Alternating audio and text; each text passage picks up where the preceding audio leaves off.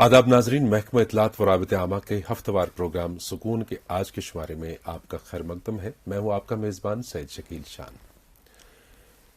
Covid की सूरत हाल के चलते हमने कई बार एक्सपर्ट डॉक्टर साहिबान को यहां अपने प्रोग्राम में मद्दू किया, जिन्होंने वक्त वक्त पर हमें मुफीद मशवरे दिए और लोगों को भी आगाह किया कि किन किन तरीकों से हम इस मोजी वबा से बच सकते हैं।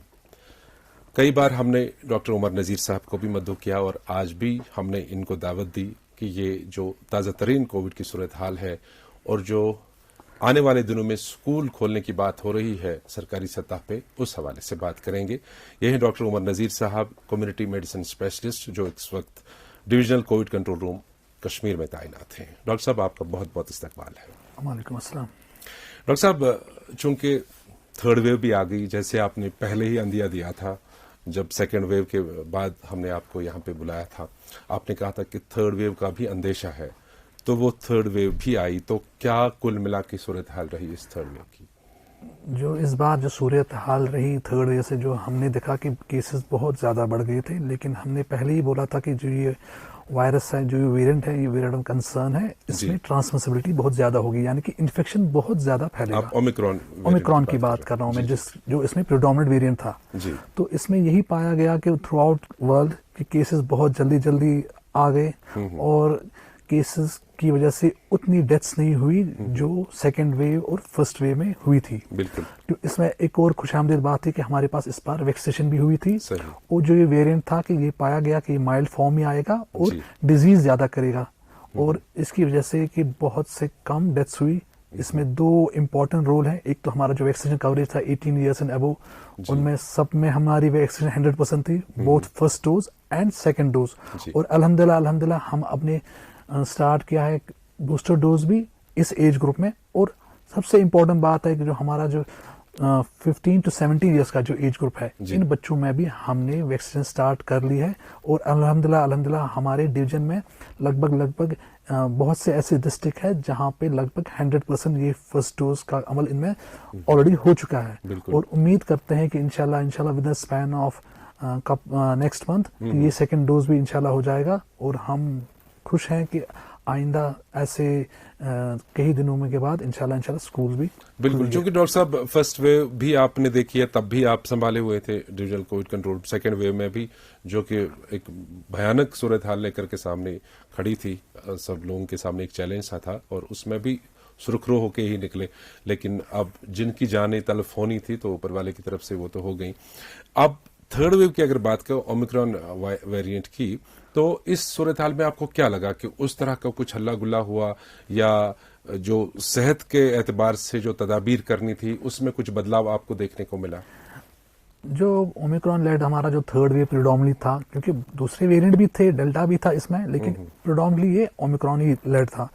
इसमें तदाबीर में हमें ज्यादा कुछ चेंज करने की जरूरत नहीं पड़ी, क्योंकि वही जो पहले से था, हम बोल रहे हैं कि कोविड अप्रोप्रिएट बिहेवियर आप फॉलो कीजिएगा, मास्क लगा लीजिएगा, हैंड हाइजीन का ख्याल रखिएगा, सोशल डिस्टेंस का ख्याल रखिएगा।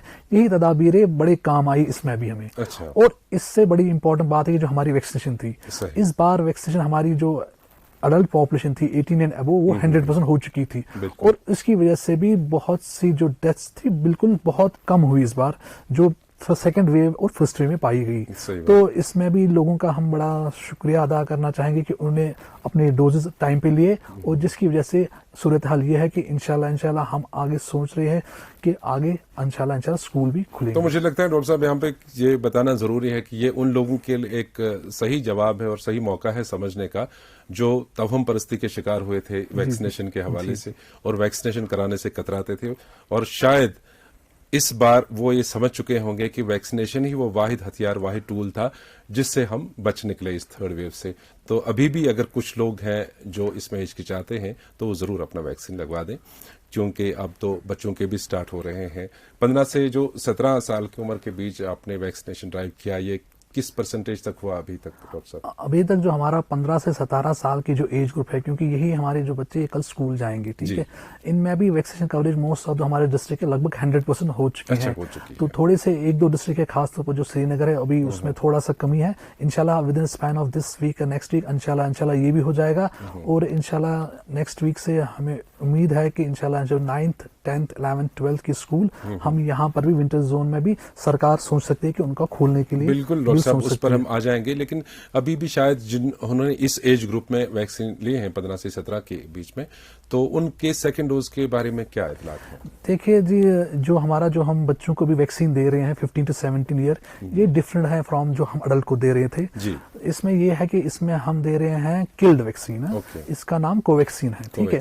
और इसमें 2 डोजेस मिलेंगे बच्चों को। पहला डोज जो मिलेगा उसके बाद 28 डेज अपार्ट उनका दूसरा डोज मिल जाएगा। 28 डेज। ये नहीं कि हमारा जो वो वाला था कोविशील्ड था, उसमें हमें लगभग 3 महीना इंतजार करना पड़ता था, लेकिन इसमें ऐसी बात नहीं है। ये साइंटिफिकली प्रूवन बात है कि इसमें 28 डेज के बाद ही इनका सेकंड डोज मिल जाएगा। और उम्मीद है कि नेक्स्ट मंथ से बहुत से ऐसे डिस्ट्रिक्ट होंगे वो भी एक कंप्लीट करेंगे इंशाल्लाह। तो इससे ये बड़ी खुशामदीद पहल हो रही है कि वैक्सीनेशन के बाद हवाले से कि हमारे बच्चे भी वैक्सीनेट हो रहे हैं। तो नेचुरली आपने बात खुद ही छेड़ दी कि हम स्कूल भी ओपन कर रहे हैं सरकारी ऐलाननामे के तहत। तो चूंकि अब फेज वाइज मैनर में, जैसे समर कैपिटल में हमारे स्कूल्स आज से शुरू हो गए, तालीमी इदारे शुरू हो गए, हायर एजुकेशन वगैरह, उसी तरह से फिर यहाँ भी एक 28 के बाद शायद स्कूल खोलने के इम्कानात इंशाल्लाह उम्मीद है कि 2 मार्च से स्कूल खुलेंगे। और जो हमारा 9th 10th 11th 12th है कि अगर सूरत हाल ऐसी रही जैसे इस टाइम है, कोविड से हम बहुत बाहर निकल रहे हैं थर्ड वे से, तो हो सकता है कि नेक्स्ट वीक से ही 9th 10th 11th 12th का अल्लाहमल स्कूल जाने का स्टार्ट हो जाएगा। उसके बाद जो जूनियर क्लासेस की हम बात करेंगे, चलिए 9th 10th ये वो एज ग्रुप है जो सर्टिफिकेट प्रेजेंट करेंगे अपने वैक्सीन की, और उनको फिर बाकी कोविड अप्रोप्रिएट बिहेवियर से उनको बाकायदा तौर पर फॉलो करना होगा उनको। लेकिन जो जूनियर क्लासेस हमें हैं अभी, उनकी वैक्सीनेशन के बारे में क्या सूरत है? जो हमारा जो इसके बाद हमारा जो प्लान है कि 12 to 15 ईयर्स जो हमारा एज ग्रुप है, उनमें भी हम वैक्सीनेशन स्टार्ट करेंगे। उसके लिए हमें इमरजेंसी ऑथराइजेशन यूज मिली है, सिर्फ हम वेट करेंगे ministry of health and government of India जो है वो कब हमें नोट देगी, तो उसके बाद उनमें भी ये सिलसिला इंशाल्लाह शुरू होगा। लेकिन ये एक और बात जो हमने इन covid wave, first wave, second wave और थर्ड वेव में जो हमने डेटा से सीखी है, जो साइंटिफिकली एविडेंस प्रूव हुआ है कि बच्चों में ये लहर बिल्कुल माइल्ड या एसिम्प्टोमेटिक फॉर्म में आती है, तो उनमें उतने सिम्टम्स नहीं होते हैं। तो ये एक खुशामदीद बात है। इसीलिए हम सोच सकते हैं कि जो हमारे जो बच्चे हैं इस एज ग्रुप पे, उनको हम कोविड अप्रोप्रिएट बिहेवियर फॉलो करके ही स्कूल भेजें, कि इसमें बहुत कम मिनिमम चांस है कि उनमें खुदा न खासा कोई सीवियर फॉर्म ऑफ डिजीज आई हो या इनमें किसी को निमोनिया आया हो। बहुत बहुत बहुत रेयर है ये।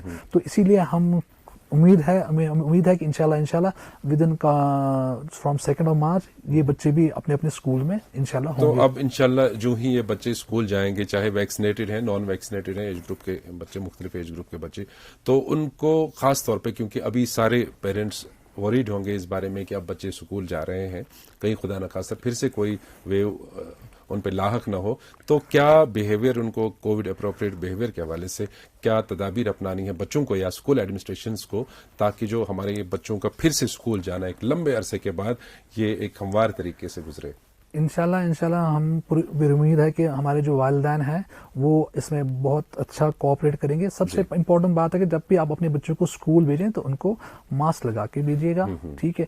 उनमें जो हैंड सैनिटाइजर अगर पॉसिबल हो तो वो भी रख लीजिएगा। और उसके बाद जब बच्चे स्कूल आएंगे तो definitely at every school, at every entry point there will be a thermal screening for them, कि उनको स्क्रीन किया जाएगा कि किसी को फीवर तो नहीं है, ठीक है, टेम्परेचर चेक किया जाएगा, नोट किया जाएगा। अगर कोई सिम्टोमेटिक है उसको वहीं पे आइसोलेट करके उसकी टेस्टिंग करा दी जाएगी। तो वो टेस्टिंग या तो नजदीकी है जो नियरेस्ट हॉस्पिटल होगा वहां पे होगी, या अगर वहां पे भी हमने तो ये गाइडलाइन स्कूल्स के लिए जारी हो जाएगी इंशाल्लाह with the span of couple of days ये हो जाएगी। तो उसके बाद जब स्कूल में एंट्री होगी तो डेफिनेटली जो भी स्टाफ भी होगा और जो भी बच्चे हमारे हैं जिनमें वैक्सीन लगी है उनका सर्टिफिकेट प्रोड्यूस करना बड़ा मस्ट है, तो वही एंटर कर पाएंगे। उसके बाद स्कूल्स में थोड़ी सी मैंडेटरी हमने रखी है कि जैसे कि हमारे स्कूल्स में होती थी गैदरिंग्स होती थी, मॉर्निंग असेंबलीज होती थी, एनुअल गैदरिंग्स होती थी, ठीक है। तो जैसे कि हमारा वहाँ पे कल्चरल प्रोग्राम्स होते थे, तो उन एक्टिविटी पे अभी रोकथाम रहेगी जब तक हमें गवर्नमेंट की तरफ से कोई नोट न मिले, ठीक है। इसी तरीके से कि हर किसी क्लास में कोविड अप्रोप्रिएट बिहेवियर फॉलो किया जाएगा, ठीक है। और उसके बाद हर 2 क्लास के बाद it will be mandatory type के उनकी हैंड वॉशिंग या हैंड सैनिटाइजेशन हो जाए। और आउटडोर एक्टिविटीज को थोड़ा एनकरेज करेंगे, क्योंकि वेंटिलेशन बड़ी इंपॉर्टेंट है, एयर फ्लो होना चाहिए, बड़ा इंपॉर्टेंट, वो क्लास रूम में भी इंश्योर करेंगे। उसके बाद जो ट्रांसपोर्टेशन है, तो वहां पर भी देखना पड़ेगा कि कैसे maximum Covid appropriate behaviour follow किया जाए। जो वैन्स है, जो वहां पर भी उनकी सैनिटाइजेशन इंपॉर्टेंट है, ठीक है। ये चीजें देख के इंशाल्लाह हम उम्मीद है कि with in span of next 5-6 months इंशाल्लाह आगे स्मूथली चलेगा सारा। बिल्कुल, इंशाल्लाह हमें पूरी उम्मीद है कि ये स्मूथली चलेगा। तो जैसे कि हमने फर्स्ट वे में भी आपको मदद किया था, सेकंड वे में, और आपने इशारा दिया था कि ये जो पेंडेमिक्स आते हैं ये वेव्स में आते हैं, तो थर्ड वेव भी आ चुकी, शायद आपने फोर्थ वेव का भी उसमें जिक्र किया था। अल्लाह ना करे कि ऐसा हो, लेकिन क्या are there chances of fourth wave? देखिए, we are at the middle of pandemic right now, ठीक है। हमने एक्यूट फेज हम क्रॉस कर चुके हैं, तो अभी तक जो भी पिछले हमारी एक्सपीरियंस है पेंडेमिक्स की, खासतौर पर जो फ्लू टाइप की पेंडेमिक्स होती है, तो उसमें कभी कभी ऐसी 4th, 5th कहीं 6th वेव भी आ जाती है, तो देखा गया है। लेकिन हम पूरी उम्मीद है कि अभी तक जितने भी हमारा जो डेटा सजेस्ट कर रहा है, साइंटिफिक एविडेंस जो हमें बोल रही है, तो हो सकता है अगर कभी आ ही भी जाए तो मोस्ट प्रॉब्ली स्मूथ ही रहेगी। तो तब तक हमारी वैक्सीनेशन भी अच्छी खासी हुई होगी, और जो हमारे छोटे बच्चे हैं उनमें भी वैक्सीनेशन हुई होगी। तो उम्मीद यही है कि इंशाल्लाह आगे स्मूथली चलेगा।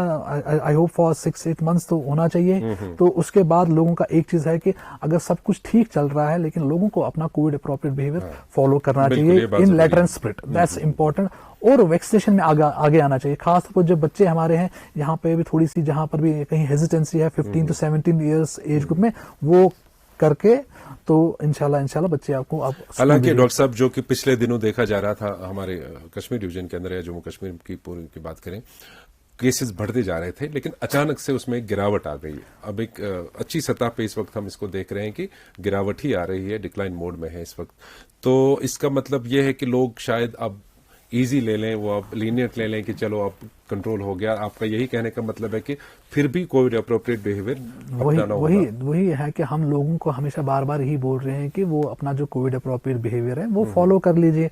इंशाल्लाह इस मरहले से भी हम निकलेंगे। आगे अगर कोई ऐसा मरहला भी आ जाए तो उसमें भी हम अच्छे तरह से निकल। लेकिन इंपॉर्टेंट चीज है कि लोग कंप्लेसेंसी आ रही है उनमें, बाद में वो देख रहे हैं कि नहीं सब कुछ केसेस कम हुए, डेथ्स कम हो रही है, लेकिन इसमें बड़ी हार्ड मेहनत लगती है एडमिनिस्ट्रेशन की, फ्रॉम एलजी साहब के लेवल से, डिविजनल लेवल के हिसाब से, डीसीज लेवल के हिसाब से, डायरेक्टरेट ऑफ हेल्थ के हिसाब, हर किसी सतह पे, डॉक्टर्स के तहत पे, हर किसी जगह बड़ी मेहनत लगती है कि ये चीज अचीव करने के लिए कि फिर एक लाही अमल तरीकेकार बनता है, वीकली लॉकडाउन करना पड़ा कुछ, तो ये सारा जब स्मूथ रहने की हम सोच रहे हैं तो हम अपनाने भी चाहिए लोगों को। वही है कि अब इसके बाद अगर हम खोल रहे हैं, गवर्नमेंट खोल रही है, तो लोगों को ये कोविड अप्रोप्रिएट बिहेवियर को छोड़ना नहीं चाहिए, उसमें कंपल्सन नहीं लानी चाहिए। और इंशाल्लाह हम पूरी उम्मीद है कि आगे जो हालात रहेंगी बेहतर होंगी, और बच्चे इंशाल्लाह अपनी नॉर्मल स्कूलिंग भी करेंगे।